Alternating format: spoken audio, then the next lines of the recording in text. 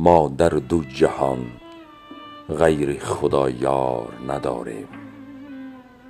ما جز غم او هیچ دیگر کار نداریم.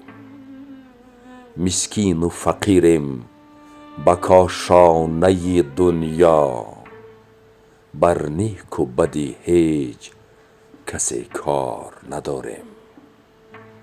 نه مست شرابیم و کبابیم و ربابیم، پروای می و خانه خمار نداریم.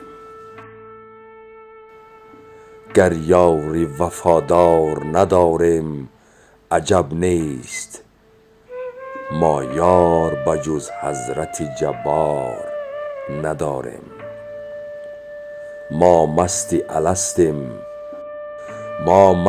الستیم به یک جرعه چو منصور، اندیشه فتوی و سر دار نداریم.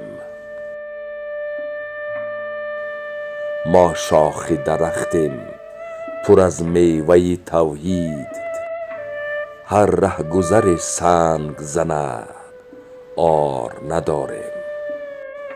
ما طوطی فکریم و شکرخانه مصریم، چون زاغ سیه میل به مردار نداریم.